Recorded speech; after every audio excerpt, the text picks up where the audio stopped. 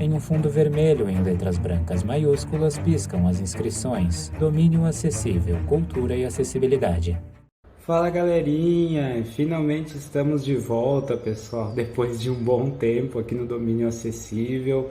E eu sei que eu já falei bastante isso aqui, pessoal, mas eu peço que dessa vez vocês confiem em mim, porque finalmente estamos de volta e a gente vai começar a ter conteúdo recorrente, bastante conteúdo sobre cinema, TV, cultura pop, aqui no canal do Domínio Acessível. No nosso blog nós estamos bem ativos, o domínioacessível.com, mas fazia tempo, já um tempo considerável aí, pelo menos mais de mês, que a gente queria, a Vanessa e eu, retomar o canal a todo vapor. A gente estava adequando as questões logísticas para que isso acontecesse e finalmente estamos aqui de volta, e a partir de agora pretendemos realmente ter conteúdo diário aqui no canal também do Domínio Acessível, beleza, pessoal? Para quem nos acompanhava eventualmente por algum agregador de conteúdo como Spotify,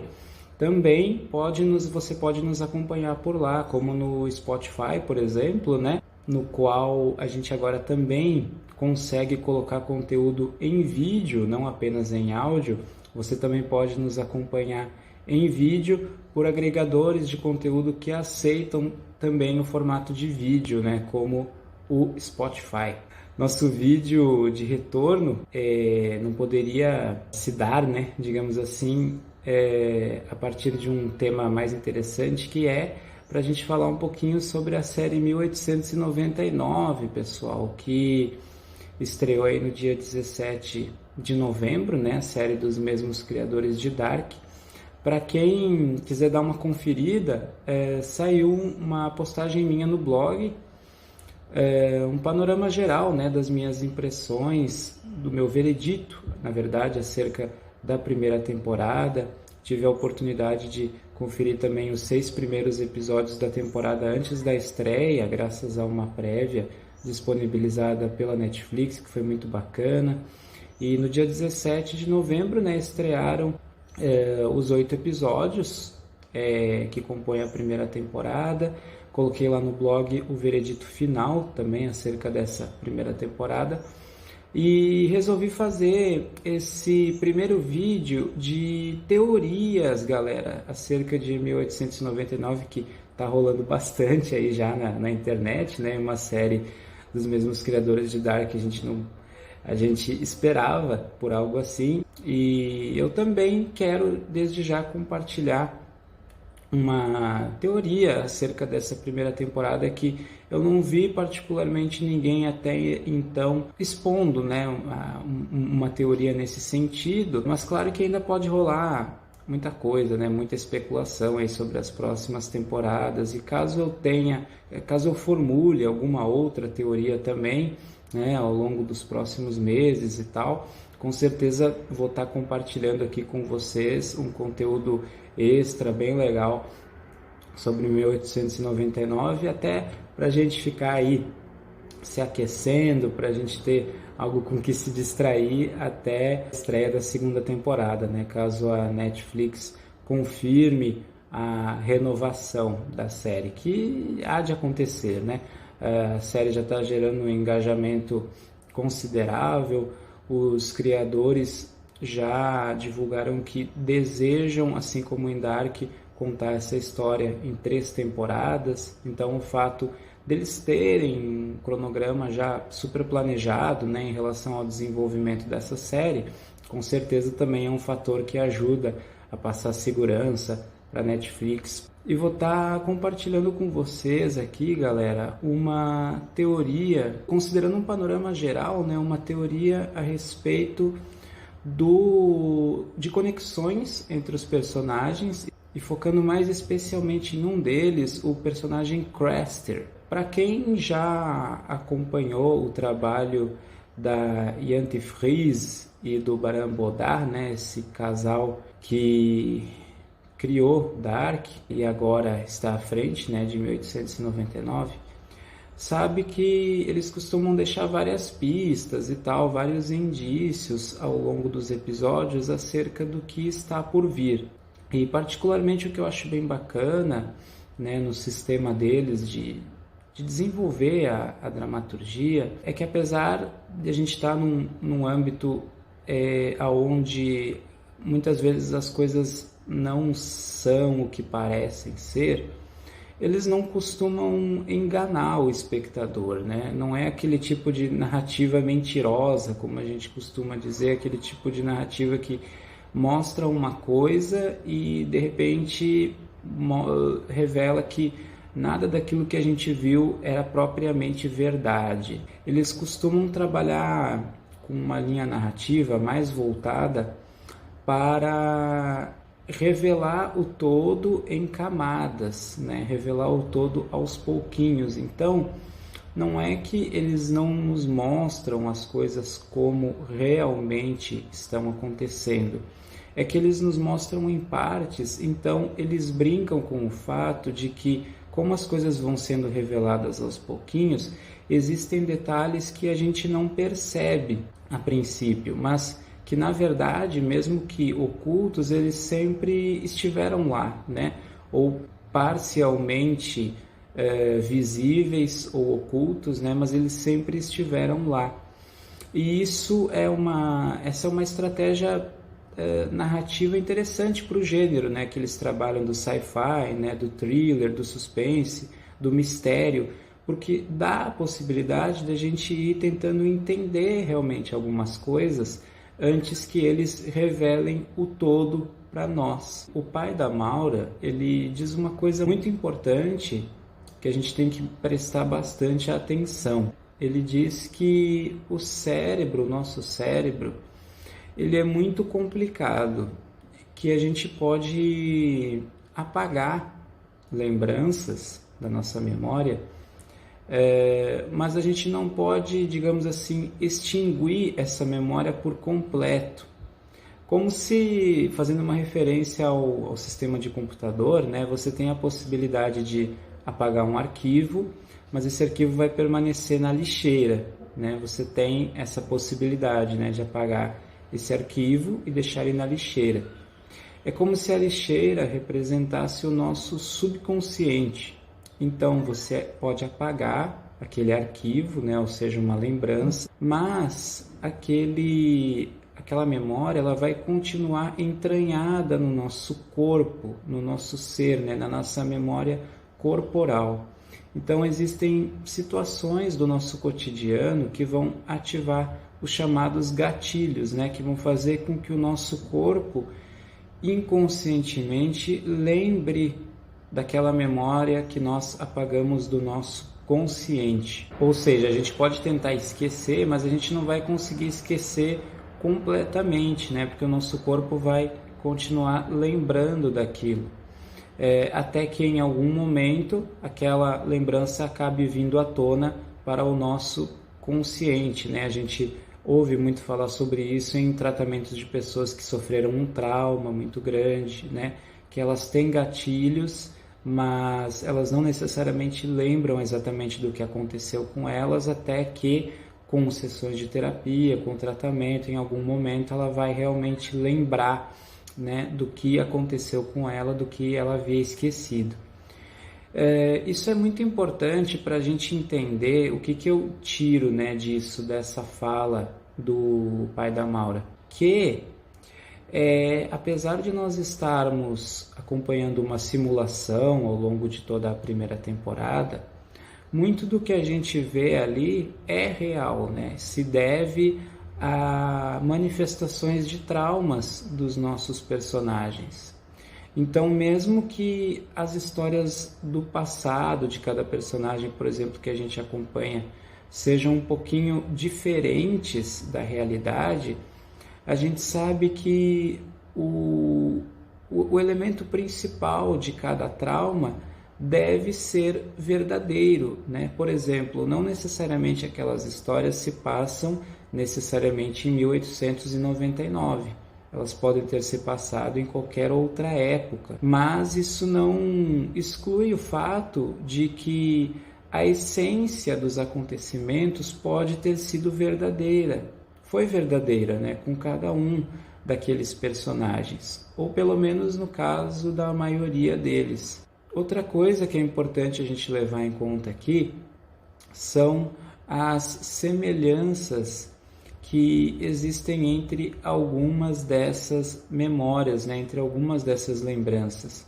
O que me leva a pensar que esses personagens, eles se conhecem, galera, né, na realidade, fora das simulações. Eu acredito que, pelo menos a maioria deles, se conhecem de forma bastante próxima, assim. Não que todos pertençam propriamente à mesma família ou algo assim, mas, no mínimo, eles são...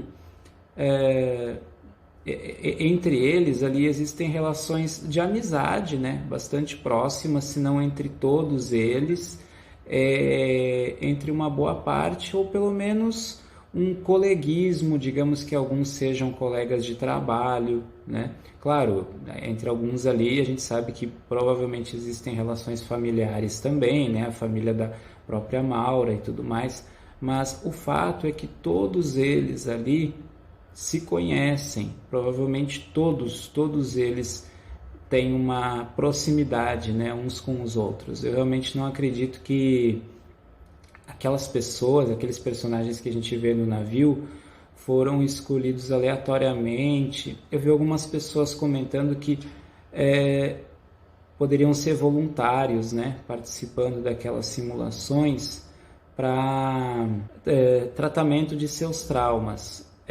Eu acredito que isso pode compor parte do experimento, sim, mas eu realmente acredito que todos ali devem ter alguma relação mais duradoura para além disso, tá?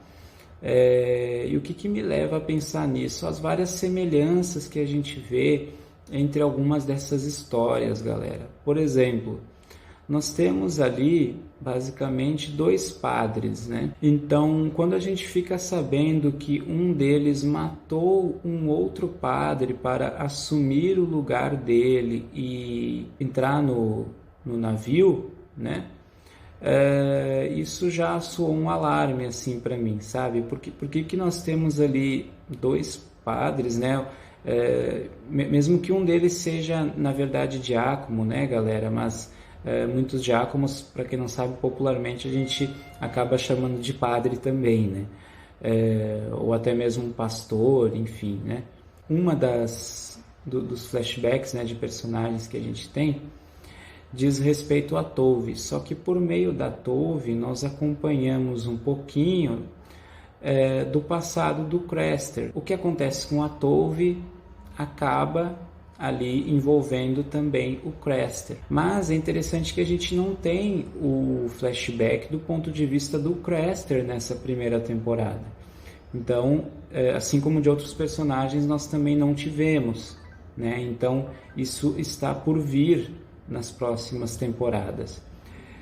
Por que eu digo isso? Porque quando nós estamos acompanhando aquela cena da Tove, né, bem forte do estupro, o dono da fazenda, ele diz para Tove, né, e para a família, que o Craster, o irmão dela, tocou no filho dele, tirou a inocência dele, né? Aí, de quem que eu lembro, pessoal? Eu lembro do Angel. Lembrem que o Angel, ele mostrou interesse, né, pelo Craster logo que eles se avistaram no navio, mesmo que eles fossem de nacionalidades diferentes, né, e tudo, chegou ao ponto do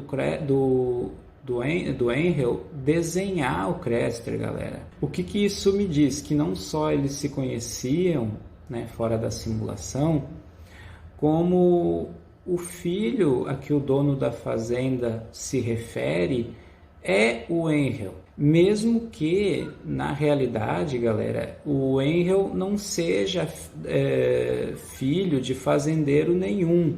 Entendem o que eu quero dizer? Porque é aquilo que eu falei, né? A gente não pode levar ao pé da letra o que a simulação nos mostra em termos do passado dos personagens. Então, não necessariamente na vida real, o Angel é filho daquele dono, né, da fazenda, mas ele pode ser, sei lá, o filho de algum grande industrial, de algum filantropo, não sei, né, de algum político, de alguma figura de renome, né, de alguma figura importante que envolva o conflito aí entre classes, né, por exemplo. Então, na simulação a gente teve o recorte da época. Pode ser que, né, na realidade não se configure exatamente dessa forma, mas de uma forma semelhante. Outro ponto que eu queria aproveitar para levantar aqui, em relação à nacionalidade, né? Eu sei que isso pode estar gerando alguma confusão para as pessoas pelo seguinte motivo, né? Tipo, ok, na simulação as pessoas elas pertencem a nacionalidades diferentes, mas em alguns momentos, de alguma forma, a gente percebe que elas se entendem, né? Como se o fato delas já terem se conhecido fora da simulação estabelecesse uma conexão que está além das palavras, né? Uma comunicação muito mais profunda, universal, né? Dos sentimentos, comunicação corporal. Mas, então talvez algumas pessoas pensem, poxa, será que fora das simulações eles pertenceriam, eles falariam todos um mesmo idioma, remetendo aí à Torre de Babel? Eu acredito que não, galera. Eu acredito que talvez a série nos apresente em relação a isso para uma outra solução. Nós temos que lembrar que muito provavelmente a realidade, quando a gente conhecer, né, o mundo realmente fora de qualquer simulação, possa se dar muito no futuro, tá? Bem para frente.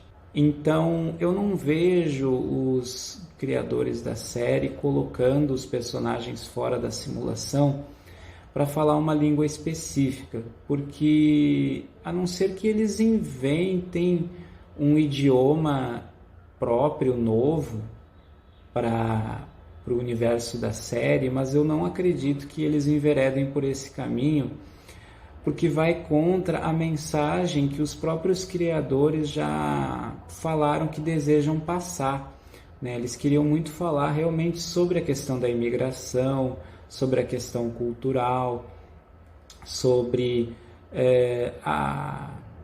toda essa jornada, né, da imigração, de como que isso se reflete desde lá dos nossos antepassados até os dias de hoje, né? E no caso da série, claro, ela pode levar esse olhar analítico para um futuro, né? Seja um futuro pós-apocalíptico, um futuro de transição, né? Onde coisas muito importantes também vão estar ocorrendo, pelo menos segundo a perspectiva dos personagens. Não é à toa que eles já falaram que o próprio título da série evoca uma passagem, né? 1899, a virada de um século. Eu acredito que quando a gente conhecer, né, a realidade fora de qualquer simulação, e isso pode ser apenas lá no final da série, galera, na terceira temporada, a gente talvez descubra, por exemplo, que os personagens eles utilizam um aparelho que traduz simultaneamente o que um diz para o outro.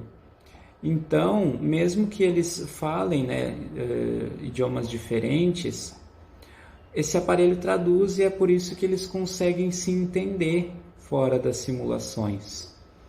Então, isso não exige, né, que os personagens precisem falar línguas, idiomas diferentes, mas faz com que eles se entendam, né, simplesmente aí aliando a tecnologia, né, a comunicação.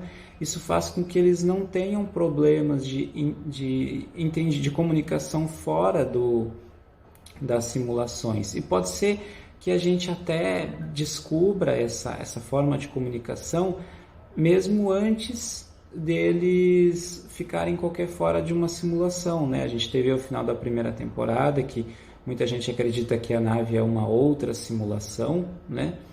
Então, pode ser que até ali mesmo, a partir da nave, agora a gente já veja os personagens utilizando esses aparelhos. Eu também não vejo eles mostrando, por exemplo, todos os personagens conhecem os diferentes idiomas uns dos outros. Talvez algumas palavras, né? Mas os idiomas na íntegra eu acho que não, porque o elenco em si, eles não conhecem, né, na íntegra todos os idiomas uns dos outros. Então, isso tornaria a filmagem das cenas muito artificial, sabe? Ficaria uma coisa meio forçada. E pelo que a gente já viu de entrevistas, né, dos criadores, da própria dinâmica das gravações, de como eles queriam incorporar a dinâmica da série, a própria dinâmica das gravações, eu não vejo eles fazendo muito isso também, até para valorizar realmente o idioma de cada nacionalidade, né? Para a gente ver essa interação, essa necessidade de eles buscarem formas de se comunicar sem que cada um precise abandonar o seu próprio idioma. Ele desempenharia muito bem esse papel, né?